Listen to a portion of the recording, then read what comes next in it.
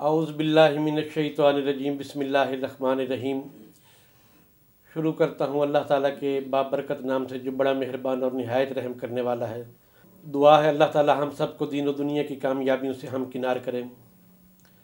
احباب، آج آپ کے سامنے میں سیمن کی رپورٹ کے بارے میں کچھ معلومات آپ تک پہنچانا چاہتا ہوں۔ تو سیمن کی رپورٹ میں یہ ہے کہ اس کو عام طور پر جو لیب والے وہ سیمن انالیسس ٹیسٹ کہتے ہیں، اور یہ ایک مائکروسکوپی ٹیسٹ ہے۔ تو اس کے بارے میں چند ایک جو معلومات ہیں میں وہ آپ تک پہنچاتا ہوں۔ اور جو بے اولادی کے مریض ہیں ان کے اندر ایک بہت خطرناک صورتحال ہوتی ہے، وہ بھی میں آپ کے ساتھ شیئر کرنا چاہتا ہوں، جو میرے اپنے ذاتی تجربے اور مشاہدے کی بنیاد پر ہے۔ سب سے پہلی بات تو یہ ہے کہ جس وقت آپ منی کا ٹیسٹ کرواتے ہیں تو اس کے اندر کم از کم جو ہے 2 سے 4 دن کا وقفہ لازمی ہونا چاہیے۔ اور جس وقت آپ جس کسی بھی ڈاکٹر سے، حکیم سے، معالج سے علاج کر رہے ہیں تو آپ جس لیبارٹری سے ٹیسٹ کرواتے ہیں بس وہی ایک لیبارٹری آپ رکھیں۔ اور دوسری بات یہ کہ یہ مائکروسکوپی ٹیسٹ ہوتا ہے، اس لیے کسی اچھی لیبارٹری سے کرائیں۔ اچھی لیبارٹری سے مراد کوئی یہ نہیں ہے کہ کوئی بہت بڑا نام ہو۔ بات یہ ہے کہ جو بھی ڈاکٹر ہے یا ٹیکنیشین ہے جو سیمن انالیسس ٹیسٹ کرتا ہے اس کا قابل ہونا بہت ضروری ہے، کیونکہ اس میں بھی کیمیکل ٹیسٹ کی کنڈیشن ہوتی ہے اور ایک مائکروسکوپی ٹیسٹ کی کنڈیشن ہوتی ہے۔ یہ مائکروسکوپی ٹیسٹ ہے، تو اس میں سب سے پہلی بات تو یہ ہے کہ وقفہ جو ہے وہ کم از کم 2 سے 4 دن کا وقفہ ہونا وہ ضروری ہے جس وقت آپ ٹیسٹ کریں۔ اور اپنے سیمن کو لیبارٹری تک لے کے جانے کے لیے ہو سکے تو آپ لیب میں ہی اس کو پرووائڈ کریں اپنے سیمن کو، یا کوئی قریبی جگہ ہو جہاں سے آپ جلدی پہنچ سکیں، کیونکہ اس کا وقت جو ہوتا ہے وہ قریباً آدھے گھنٹے کا ہوتا ہے۔ جو ٹائم آف کلیکشن ہوتی ہے تو وہ آدھے گھنٹے کی ہوتی ہے۔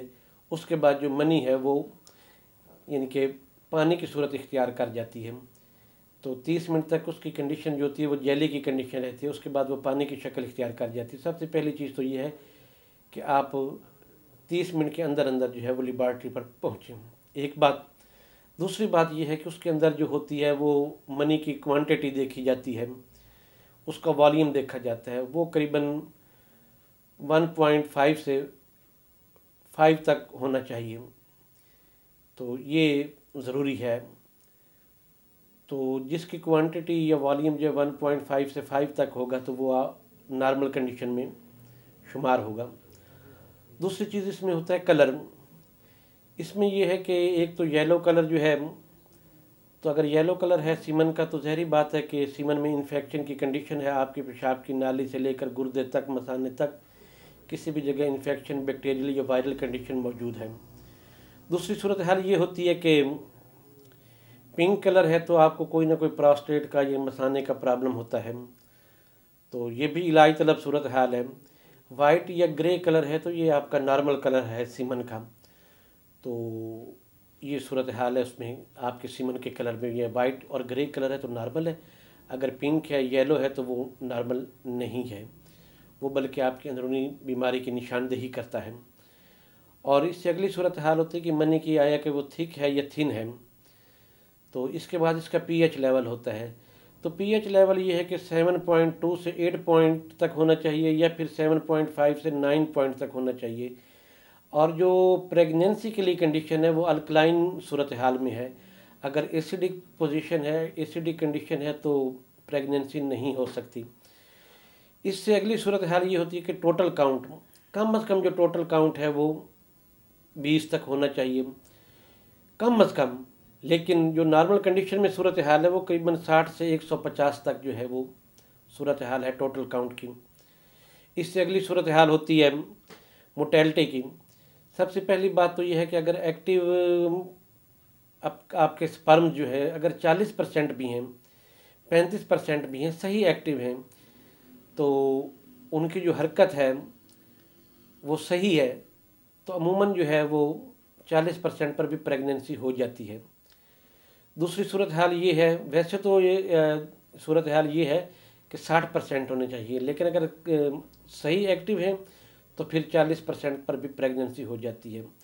دوسری صورتحال ہوتی ہے سلگش، یعنی کہ سلو سپرم، کہ سپرم تو ہیں لیکن ان کی جو حرکت ہے وہ بہت سلو ہے۔ تو تیسری صورتحال ہوتی ہے ڈیڈ صورتحال ہوتی ہے کہ جراثیم تو ہیں لیکن وہ ذرا مردہ ہیں، ان میں حرکت نہیں ہے اور وہ قابل تولید نہیں ہوتے ہیں۔ اس کے بعد اگلی کنڈیشن ہوتی ہے مارفالوجی۔ تو آپ اس کے چکر میں نہ پڑیں، یہ معالج کا کام ہے، وہی اس کو بہتر جانتا ہے۔ اور اس سے اگلی صورتحال یہ ہے کہ آپ دیکھتے ہیں کیا ہے کہ اس میں پس سیل ہیں، ریڈ بلڈ سیلز ہیں، ایپیتھیلیل سیلز ہیں۔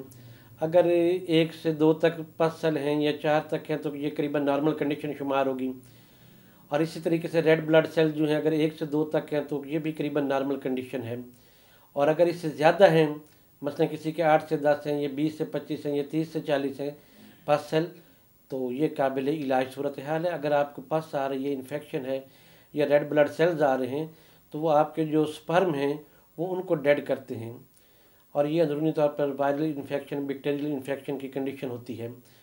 تو اس میں جو سب سے خطرناک صورتحال ہے احباب میں وہ آپ کے ساتھ بیان کرتا ہوں۔ الحمدللہ آپ تحدیث نعمت کے طور پر میں یہ بات بیان کرنا چاہتا ہوں کہ بے اولادی کے اور مردانہ امراض کے بے شمار مریض آتے ہیں، اور عموماً لوگ جو ہوتے ہیں ابتدائی طور پر اس چیز کو اپنی جوانی کے بل بوتے پر نظر انداز کرتے ہیں۔ ہوتا یہ ہے جب ان کی ایج 38 ہوتی ہے یا 40 ہوتی ہے یا 45 ہوتی ہے، اس وقت ان کی آنکھ کھلتی ہے کہ ہمارا یہ پیسہ، ہماری یہ دولت کس کام کی ہے اگر اولاد نہیں ہے، تو اس وقت وہ علاج کرانے کے لیے دوڑتے ہیں۔ ہوتا ایسا ہے کہ کافی سارا وقت جو ہے وہ ہاتھ سے نکل چکا ہوتا ہے، کیونکہ ہمیشہ انسان کی جو فرٹیلٹی ہے عورت کی بھی اور مرد کی وہ ایک جیسی نہیں رہتی، نہ صحت ایک جیسی رہتی ہے، نہ وقت ایک جیسا رہتا ہے۔ لہٰذا وقت کی قدر کریں۔ اگر آپ نے شادی کی ہے، آپ میرڈ ہیں، 1 2 سال 3 سال اگر آپ کے ہاں کوئی بیبی وغیرہ نہیں ہوا تو میرے بھائی آپ فوراً اپنے علاج کی طرف توجہ کریں، اپنا وقت ضائع نہ کریں۔ گیا وقت پھر ہاتھ آتا نہیں، صدا عیش دوراں دکھاتا نہیں۔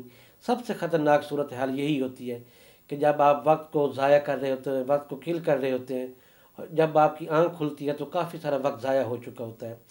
تو میری ایسے احباب سے گزارش ہے اللہ تعالیٰ ان کو اولاد نرینہ نیک صالح عطا کرے، تو اپنی صحت کی طرف توجہ دیں، اور بالخصوص ایسے بے اولاد جوڑے جن کے ہاں اولاد نہیں ہیں وہ علاج معالجے کے معاملے میں قطعاً غفلت نہ کریں، اور یہ بہت خطرناک صورتحال ہوتی ہے کہ آپ کو پتہ ہے جب انسان کی یہ 40 سال کو پہنچتی ہے، 40 سال کے بعد تو قریباً انسان پہ بڑھاپا شروع ہو جاتا ہے، اور 50 برس کے بعد بڑھاپا جوان ہونا شروع ہو جاتا ہے۔